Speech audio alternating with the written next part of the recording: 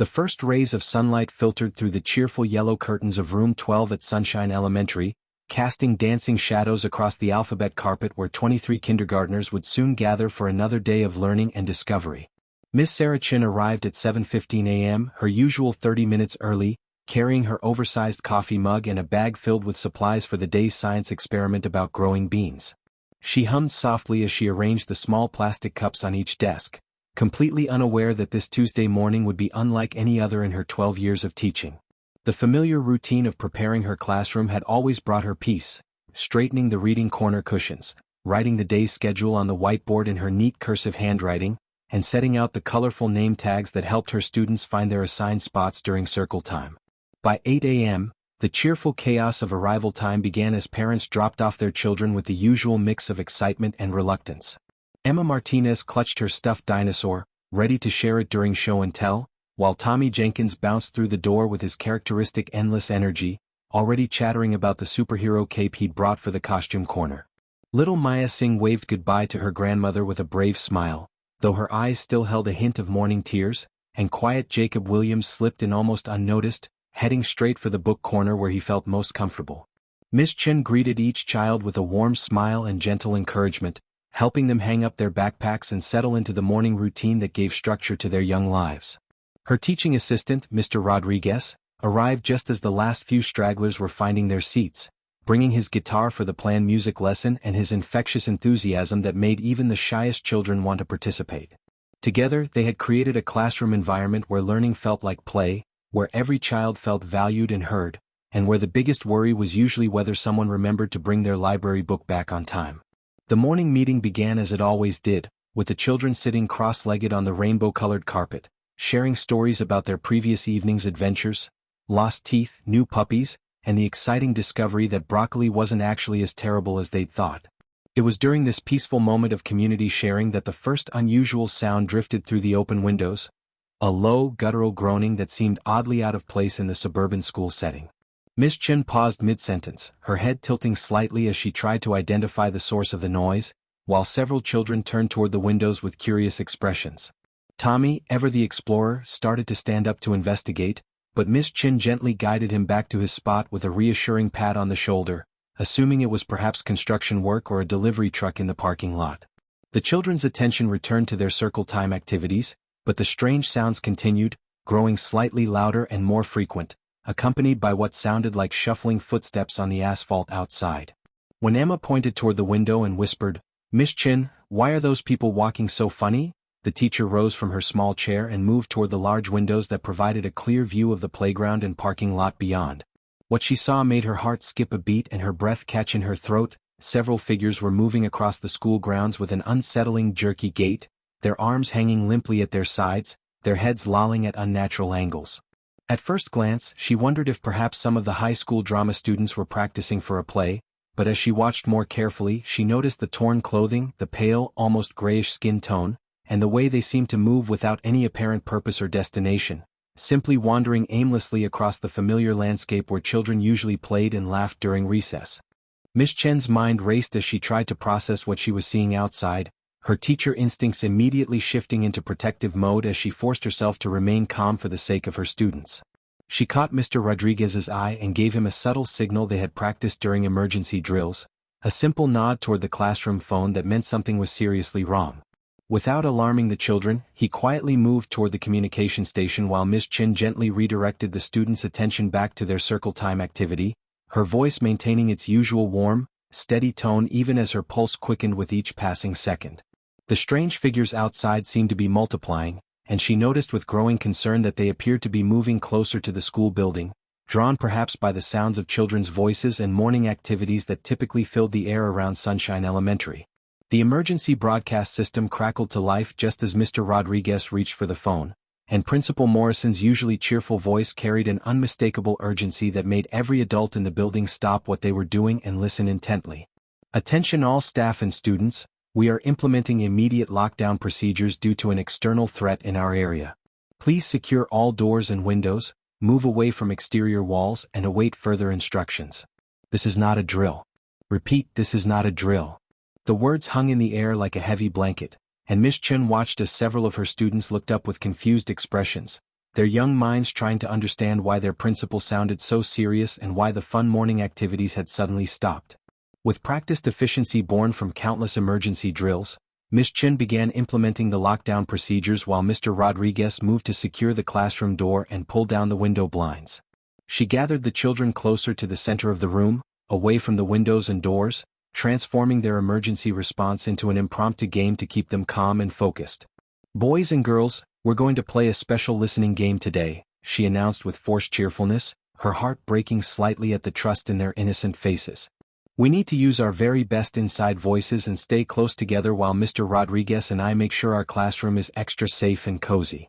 Tommy raised his hand eagerly, always ready to participate in any new activity, but Maya seemed to sense that something wasn't quite right, her large brown eyes searching Miss Chen's face for reassurance.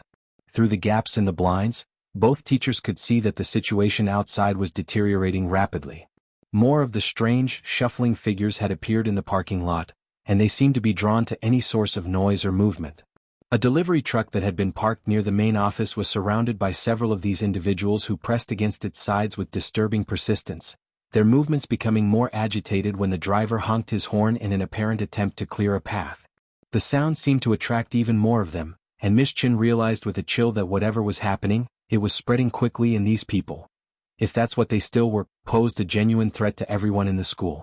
Mr. Rodriguez quietly approached her with the emergency procedures manual, pointing to the section about extended lockdowns and safe room protocols. They exchanged worried glances as they realized that their small classroom, with its large windows and single exit, might not be the safest place for 23 young children and 2 adults if this situation continued to escalate. The supply room adjacent to their classroom had no windows, a sturdy door, and contained emergency supplies that could sustain them for several hours if necessary. It wasn't a decision they wanted to make, but as responsible educators, they knew their primary obligation was to protect the children in their care at all costs. "Children, we're going to have a special indoor camping adventure," Miss Chin announced, mustering every ounce of enthusiasm she could manage while her mind calculated the logistics of moving everyone safely to the interior room. "We're going to gather some of our favorite books and quiet activities and set up camp in our supply room, just like real explorers discovering a secret hideout." The children's faces lit up with excitement at this unexpected deviation from their normal routine, and Emma clapped her hands together softly, whispering to Jacob that this was even better than the fort they had built in the reading corner last week. Little did they know that their beloved teacher was making one of the most difficult decisions of her career, weighing the need to keep them safe against the desire to maintain their sense of security and normalcy in a world that had suddenly become very uncertain and dangerous. As they began gathering essential items for their impromptu relocation, the sounds from outside grew more frequent and more disturbing, a constant reminder that their safe, predictable world of morning meetings and story time had been forever changed by whatever was happening beyond their classroom walls. The supply room that would become their temporary sanctuary was typically used for storing art materials, extra textbooks and cleaning supplies, but under Miss Chin and Mr. Rodriguez's careful direction, it quickly transformed into something that resembled a cozy fort rather than an emergency shelter. The teachers worked with quiet efficiency, their years of classroom management experience serving them well as they organized the children into helpful teams while simultaneously moving furniture and supplies to create a secure barrier against the single door that connected them to the outside world. Tommy and 3 other boys eagerly helped Mr. Rodriguez push a heavy filing cabinet against the door, treating it like the most exciting game they had ever played, while Emma and Maya gathered all the soft items they could find, throw pillows from the reading corner, yoga mats for movement time, and even Miss Chen's emergency blanket from her desk drawer, to create comfortable seating areas for everyone. Miss Chen's ability to think quickly under pressure proved invaluable as she mentally cataloged their resources and began establishing routines that would keep the children occupied, calm,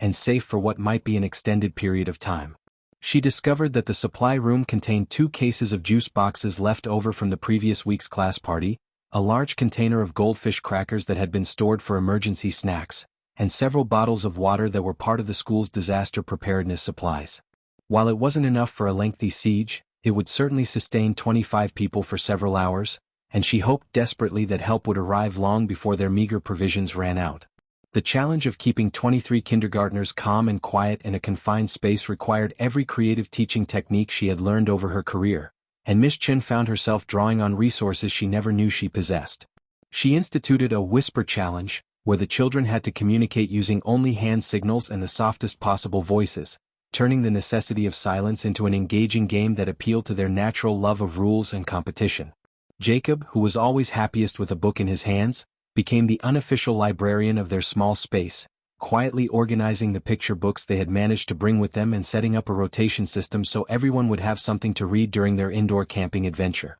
Mr. Rodriguez proved to be equally resourceful, using his background in music therapy to lead the children in silent rhythm games where they tapped out patterns on their legs or clapped softly in the air, activities that kept their minds engaged while their bodies remained still and quiet.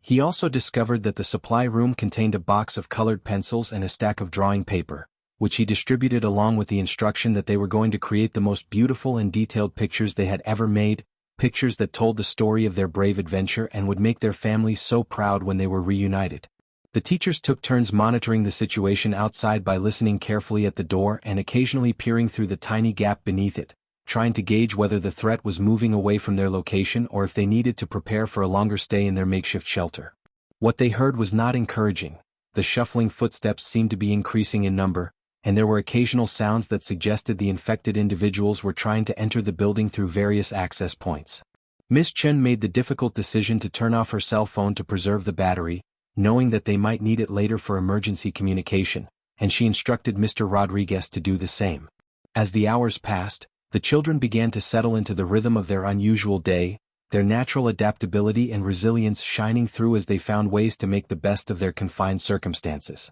Maya shared her packed lunch with everyone, carefully dividing her sandwich and apple slices into tiny portions so that each person could have at least a small taste of something fresh and familiar. Tommy, whose boundless energy usually made sitting still a challenge, appointed himself as the group's official lookout, positioning himself near the door where he could listen for any changes in the sounds outside and report back to the teachers with the serious demeanor of a seasoned guard. The teachers realized with a mixture of pride and heartbreak that their students were displaying remarkable courage and maturity, rising to meet this extraordinary challenge with the same determination and cooperation they brought to their everyday classroom activities. Emma began telling quiet stories to the younger children who seemed frightened, her imagination creating tales of brave knights and clever princesses who always found ways to overcome impossible obstacles, while quiet Jacob used his extensive knowledge of the school building, gained through countless games of hide-and-seek during recess, to draw detailed maps of alternative routes and hiding places that might prove useful if they needed to move to a different location.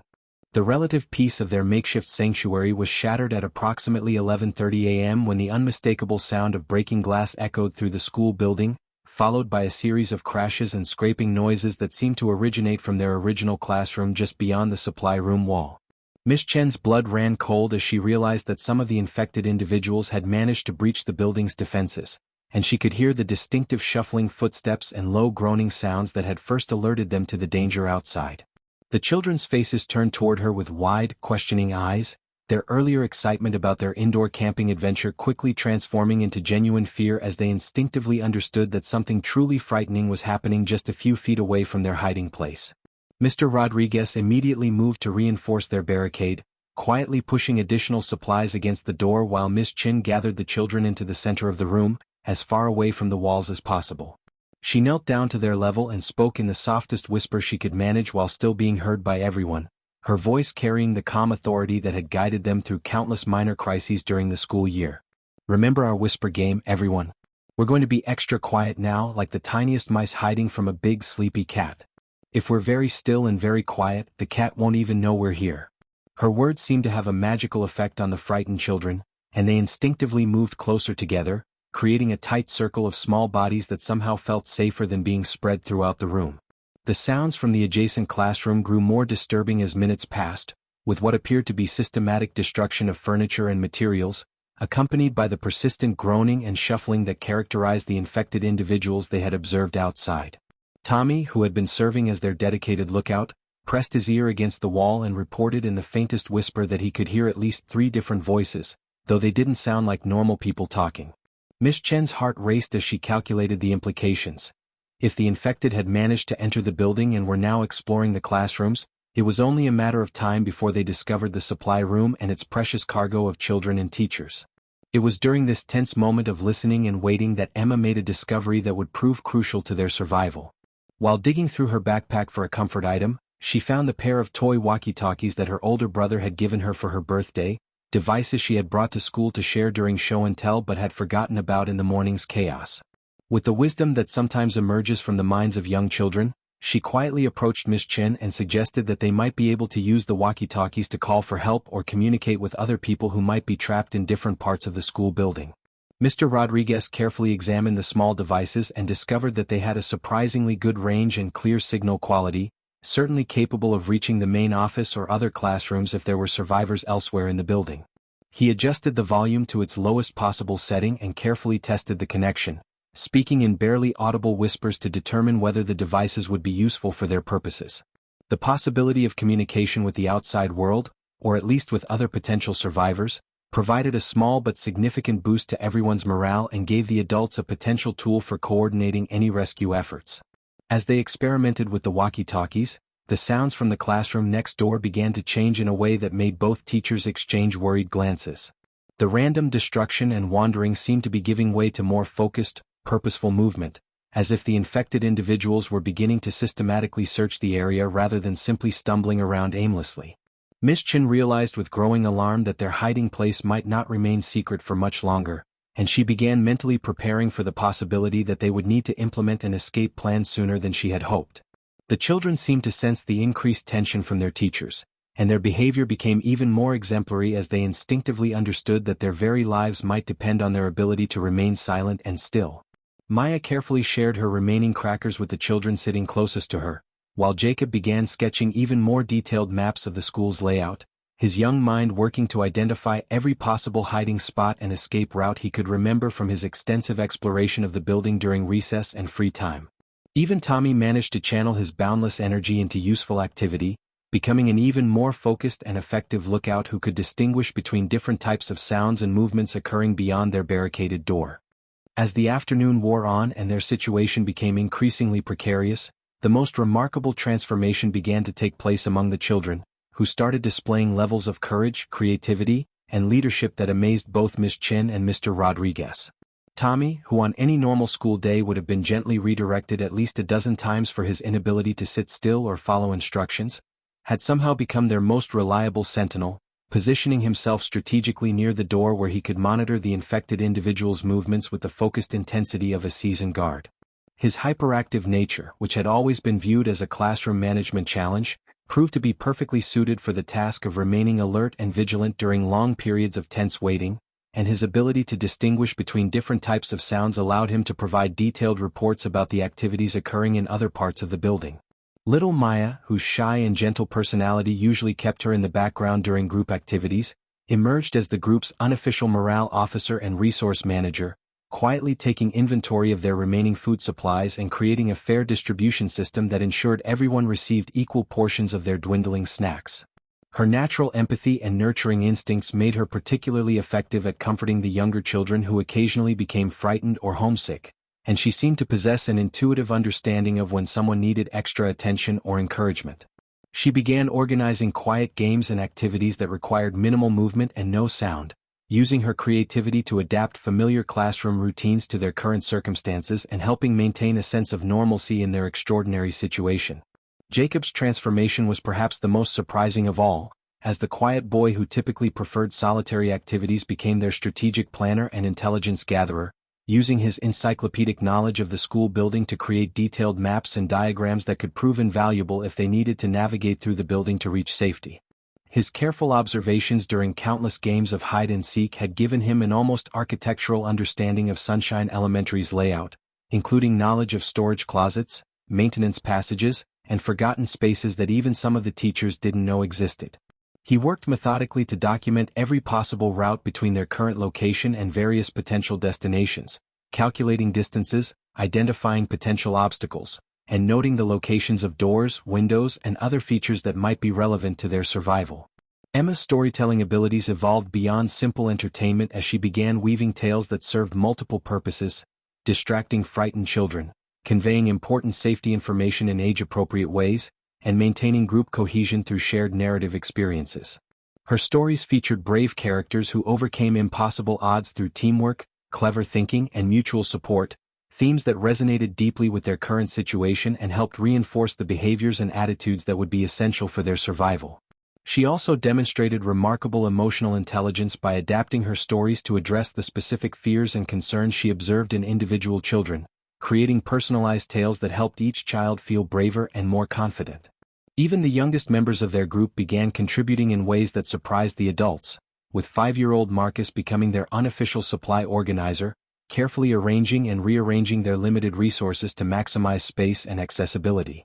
His attention to detail and natural inclination toward organization proved invaluable in their cramped quarters, and his ability to remember exactly where every item was located saved precious time during moments when quick access to specific supplies was essential. Another young student, Lily, used her artistic talents to create a visual communication system using simple drawings and symbols, allowing the group to share information and coordinate activities without making any sound that might attract unwanted attention from the infected individuals prowling the hallways.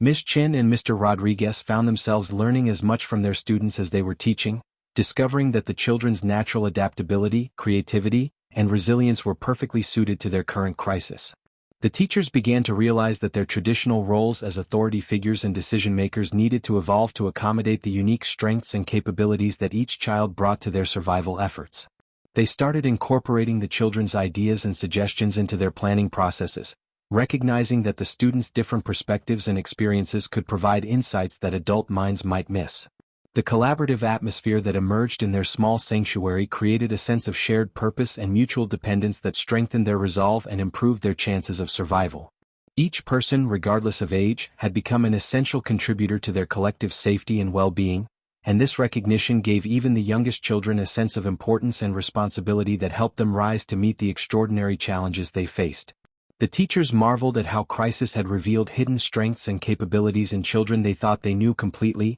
demonstrating that heroism and leadership could emerge from the most unexpected sources when circumstances demanded extraordinary responses to extraordinary situations. By late afternoon, their situation had become increasingly desperate as their water supply dwindled to just a few sips per person, and the sounds of infected individuals moving through the school building had grown more frequent and organized, suggesting that their hiding place might be discovered at any moment. Ms. Chen made the difficult decision that they could no longer remain passively waiting for rescue, and she began working with Mr. Rodriguez to develop an active plan that would allow them to reach the school's main kitchen, where they knew additional food and water supplies were stored along with a landline telephone that might still be functional for contacting emergency services. The kitchen was located 2 hallways away from their current position, a journey that would normally take less than 2 minutes but now represented a dangerous expedition through territory that had been compromised by the infected individuals who had somehow gained access to the building. Jacob's detailed maps of the school's layout became invaluable as the teachers studied every possible route to their destination, weighing the risks and benefits of different pathways while considering the unique challenges posed by traveling with 23 young children who would need to move silently and stay together despite their natural tendency toward distraction and exploration.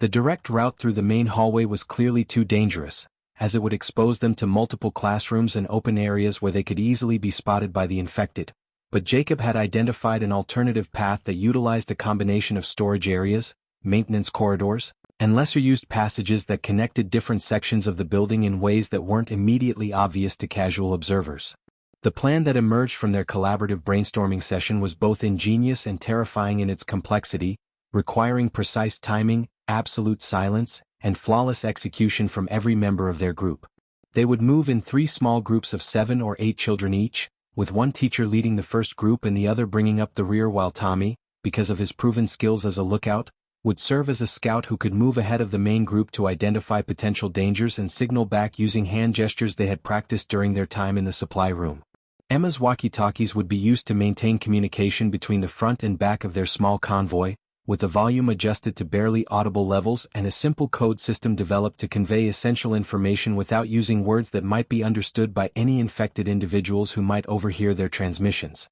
The most challenging aspect of their plan involved navigating through the school's ventilation system for approximately 30 feet, a route that Jacob had identified as the safest way to bypass a section of hallway where the infected seemed to be congregating most heavily. The ventilation ducts were large enough to accommodate small children but would require them to crawl single file through a dark, confined space while maintaining complete silence, a prospect that terrified some of the younger students but was presented as an exciting adventure similar to exploring secret passages in the stories Emma had been telling.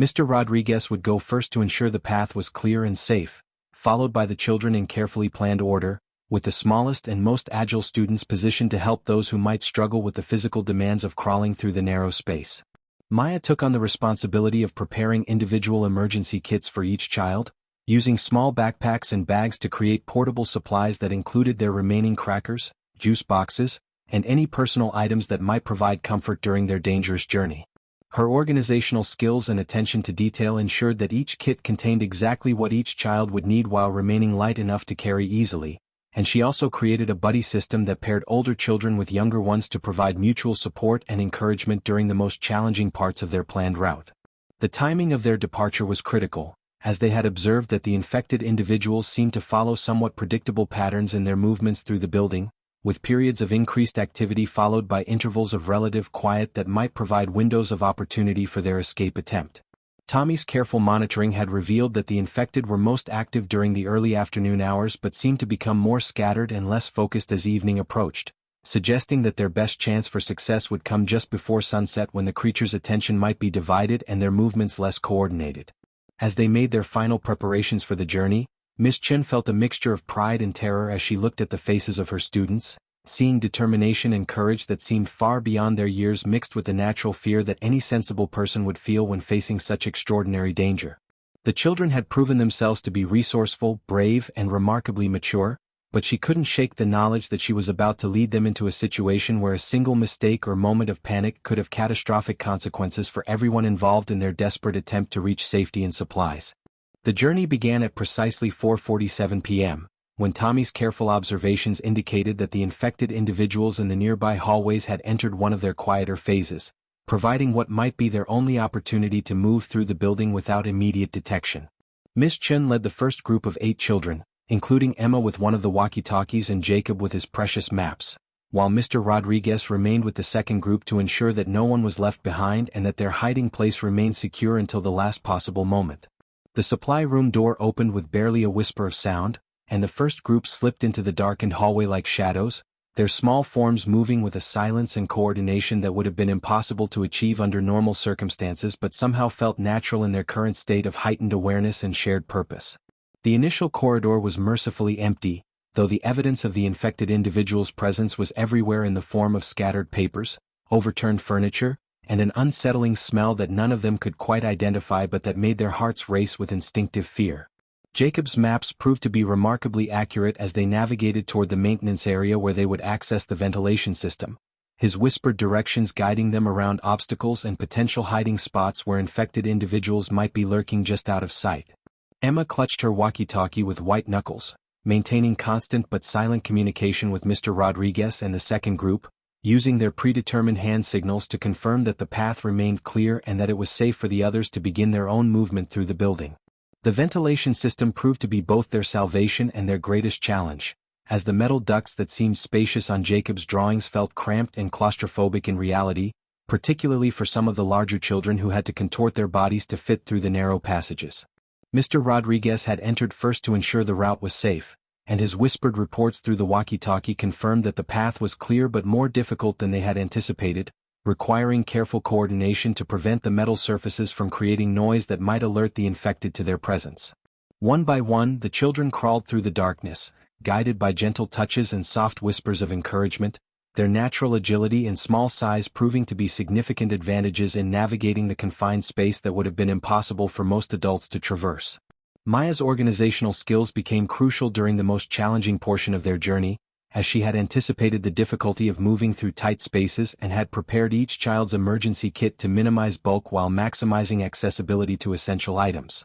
Her buddy system worked perfectly, with older children helping younger ones navigate particularly difficult sections and providing emotional support during moments when the darkness and confinement became overwhelming. The children's natural resilience and adaptability shone through as they treated even the most frightening aspects of their journey as an exciting adventure, whispering jokes and encouragement to each other in voices so soft they could barely be heard even by those just inches away. The most heart-stopping moment of their journey occurred when they were forced to cross an open section of hallway where the infected could potentially spot them, requiring split-second timing and absolute trust in Tommy's ability to signal when the coast was clear. The young boy had positioned himself at a strategic vantage point where he could observe the movements of 3 infected individuals who were wandering aimlessly through the main corridor, and his hand signals indicated a brief window of opportunity when all three creatures were facing away from their intended path. The children moved like ghosts across the exposed area, their small forms darting from shadow to shadow with a grace and speed that seemed almost supernatural,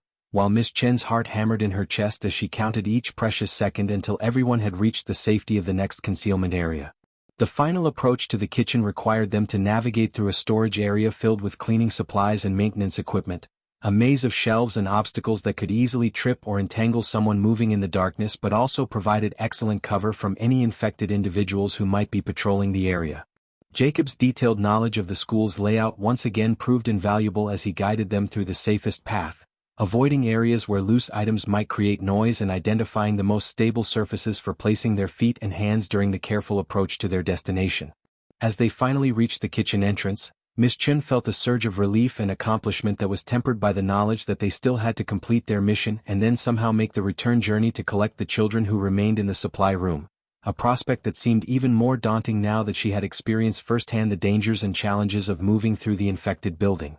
The kitchen proved to be a treasure trove of supplies that exceeded their most optimistic expectations, with industrial-sized containers of water, enough non-perishable food to sustain their entire group for several days, and most importantly, a functioning landline telephone that Miss Chin immediately used to contact emergency services while the children quietly gathered essential supplies for their return journey. The 911 operator's voice was the most beautiful sound she had heard in what felt like a lifetime, and when she learned that rescue teams were already mobilized and actively working to evacuate survivors from schools throughout the district, tears of relief streamed down her face as she provided their exact location and the number of people who needed assistance. The operator informed her that helicopters were being used to airlift survivors from school rooftops, and that a rescue team would attempt to reach Sunshine Elementary within the next 2 hours, news that filled Miss Chen with hope even as she realized they would need to survive just a little longer in their dangerous environment. The return journey to collect the remaining children required even greater courage and skill than their initial expedition, as the infected individuals seemed to have become more agitated and active as evening approached, their movements growing more erratic and their vocalizations more frequent and disturbing. However, the children who had successfully completed the first journey had gained confidence and experience that proved invaluable during the more challenging return trip, with Tommy's scouting abilities now enhanced by his familiarity with the infected's behavioral patterns and Jacob's navigation skills refined by his recent experience with the actual routes rather than just theoretical maps. Emma maintained constant communication between the groups using her walkie-talkies, coordinating their movements with a precision that would have impressed professional rescue teams, while Maya's organizational systems ensured that everyone had adequate supplies for what they now knew would be their final few hours in the building. The reunion of all 25 survivors in the kitchen was an emotional moment that combined relief, exhaustion, and overwhelming gratitude, as the children and teachers embraced quietly while sharing the supplies they had gathered and the hope that rescue was finally within reach. Mr. Rodriguez had successfully guided the second group through their own harrowing journey,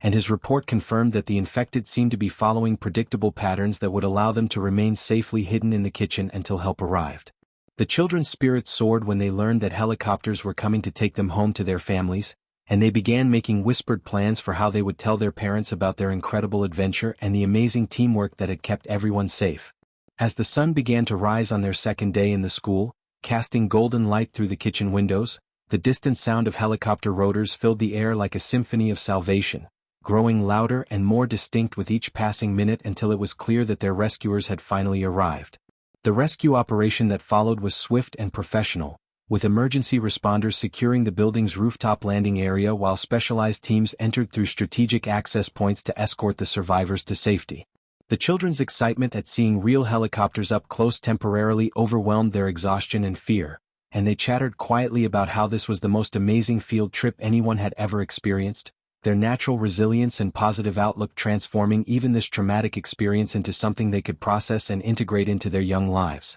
The emotional reunions with parents and family members on the ground below were scenes of pure joy and relief that brought tears to the eyes of even the most hardened emergency responders, as mothers and fathers who had spent nearly 2 days fearing the worst were finally able to hold their children again and hear their incredible stories of courage, cooperation, and survival. Miss Chin and Mr. Rodriguez were hailed as heroes by the media and the community, but they consistently redirected praise toward their students, emphasizing that the children's remarkable bravery, creativity, and teamwork had been the true keys to their survival, and that every adult involved had learned valuable lessons about the incredible capabilities that emerge when young people are trusted to contribute meaningfully to their own safety and welfare. In the weeks and months that followed, the story of the kindergarten class that survived the daylight invasion became a symbol of hope and resilience, demonstrating that heroism comes in all sizes and that the human spirit's capacity for cooperation and courage knows no age limits. The children returned to their studies with a deeper appreciation for their teachers,